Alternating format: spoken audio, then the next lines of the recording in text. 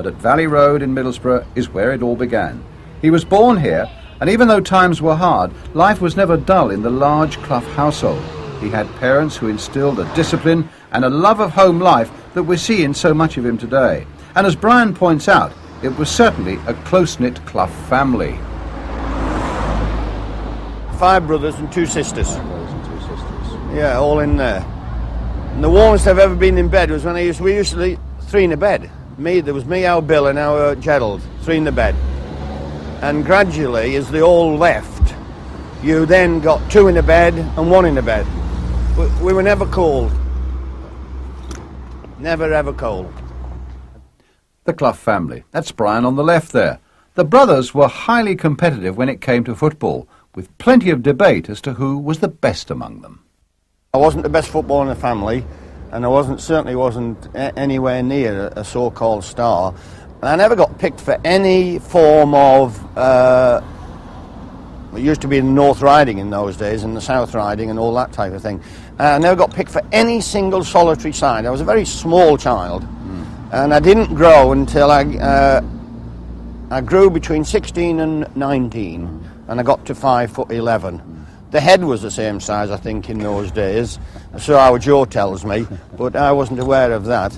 But no selection at all for any side. I struggled to get in the school side in Martin Grove, but I was a fanatic, and we all played. 5 of us all played in the same side, actually, 5, my brothers and I. But that was a level of achievements. And were you the best of the Clough family? Football-wise, yeah. I thought I was. Yeah. Did the rest of the family think you were? No. There was always opinion. But when he'd progressed as a Middlesbrough player, he met and married Barbara. It's been a happy marriage, and they've now 3 children of their own. When I worked at Middlesbrough Football Club as a player, I used to walk through Albert Park, and there was the Ria's Cafe at the corner of Ayrsham Street, where we used to go for a milkshake after training, or an ice cream, or whatever we could afford. But mainly we just used to sit there, because we had nought. And I met Barbara in Ria's Cafe, and it was the best thing I ever did in my life. Oh, was I lucky. His scoring exploits as a Middlesbrough striker made him a folk hero up there. Ayrsham Park certainly has a special place in Clough's heart. This is where it all began, player-wise and every single aspect of life. So many happy memories on this pitch, it would take me hours to even tell you. But a few goals went in the net behind me and more went in that end.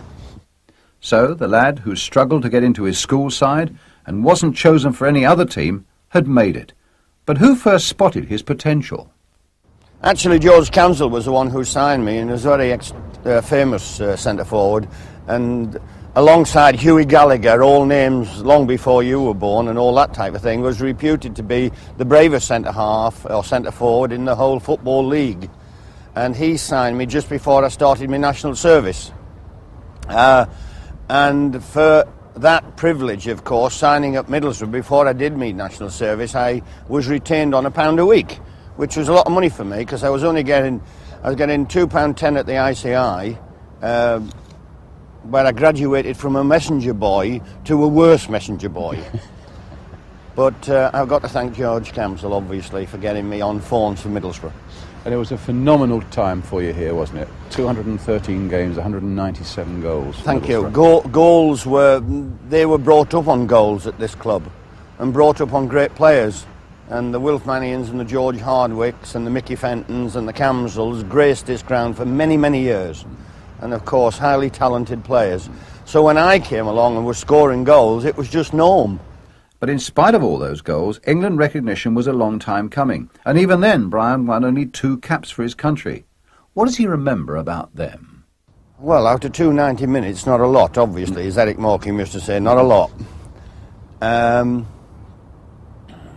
I played with Eddie Holliday. He was also Middlesbrough, yes, outside left. Yes, he came from Barnsley. He forgot his boots.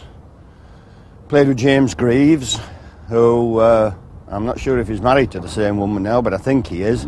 She was about 7 months pregnant, And that was funny in those days, because up here we didn't get anywhere near a woman. And Jimmy got his missus pregnant.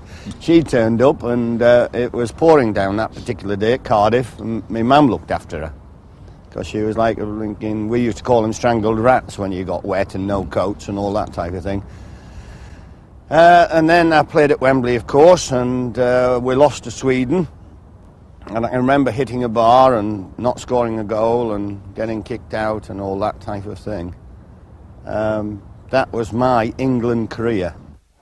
Well, here is Brian at Wembley for England. There he is on the right, the only time he ever played at the great stadium. There he is in the number 9 shirt, and you'll see in a moment how he makes a goal here for England on a night they were beaten by the Swedes. And on that rainy day in Cardiff that Brian's already mentioned, here's Clough again in the number 9 shirt of England.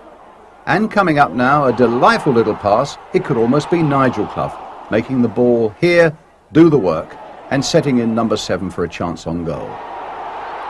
But that was the sum total of Brian Clough's career as an England footballer. 2 caps against Sweden and against Wales.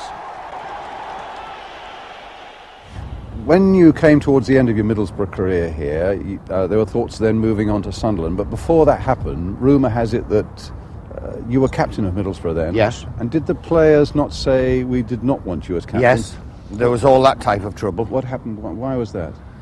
I'm not sure. Obviously, it was because I was unpopular.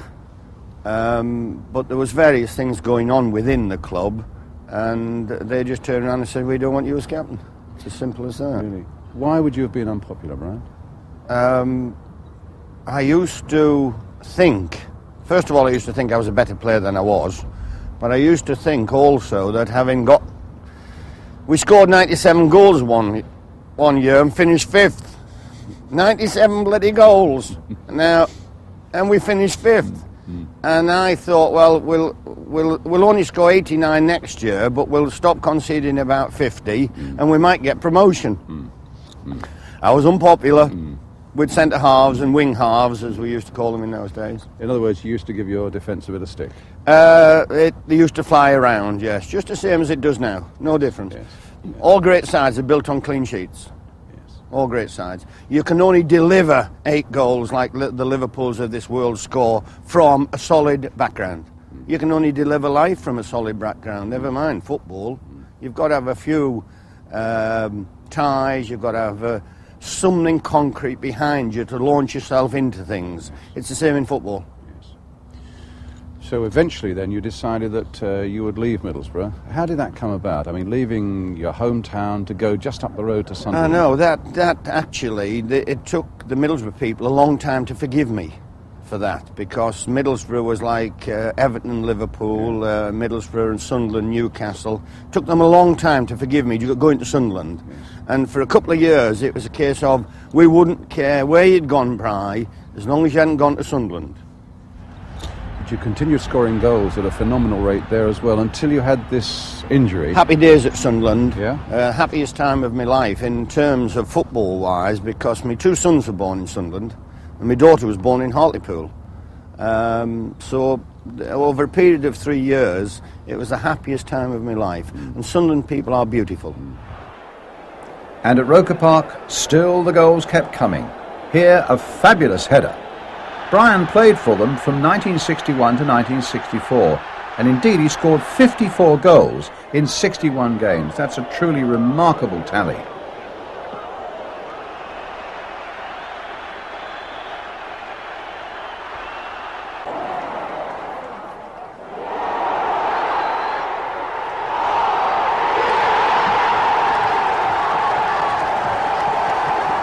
Clough with a chance.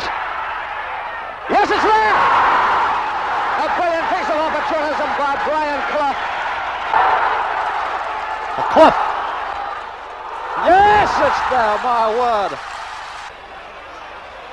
Chip. Clough's there, it's in! Oh, what a delightful header.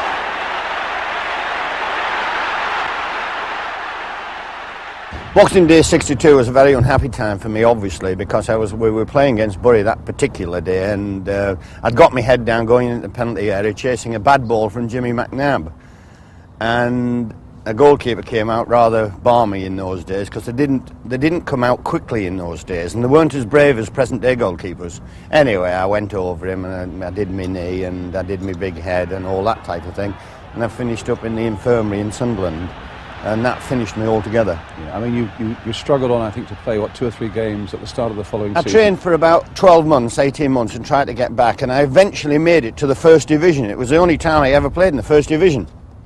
And one of the nice things of having got back, not only got back on the football field, because that was the only thing I could do, was play football, was I scored against Leeds. And over the years, they became the arch enemies of everybody, never mind just me. And I scored against Jackie Charlton, which I used to do regularly, actually, because in those days he couldn't play. Really? He only became a player when he was about 26, 27. Yes. And now you're at which age now we're talking about? Well, my age, I was 27, 28, and I finished when I was 29.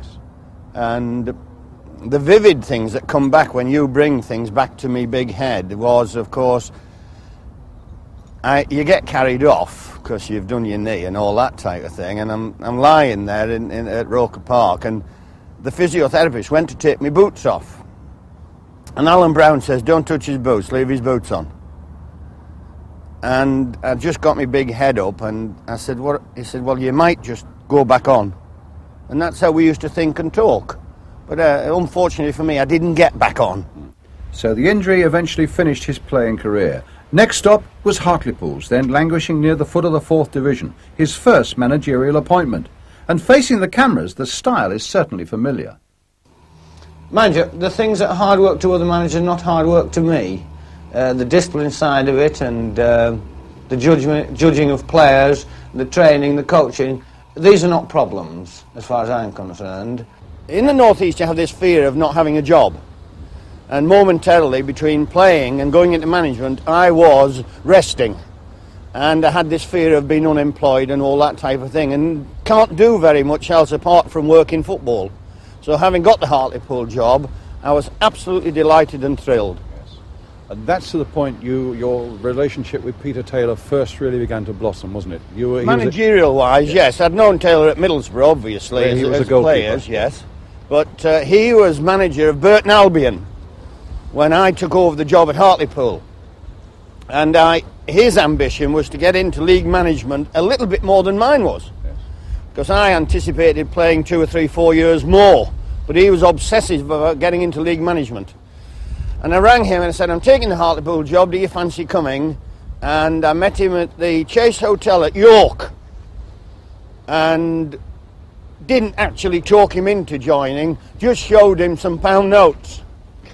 200 actually. The chairman at Hartlepools was Ernie Ord, and for the first time, but by no means the last, Brian had a disagreement with the board. That was normal procedure, that disagreement in boardrooms. It's been the story of my life. He sacked me actually, Ernie Ord. He was chairman. He sacked me at Hartlepools, and I'd got a friend called Mr. Crosby on the board also, and I said, "Well, you needn't sack me because I'm not going anywhere." And I stuck it out for 48 hours, and apart from a mad moment at Derby when I walked out when I was full of myself and resigned, I've stuck by the principle. Even when they sack you, don't go anywhere. Let the bastards go first. So what happened then? I mean, you stuck it out for 48 hours. 48 hours, and then we had a board meeting, and then Mr. Ord resigned.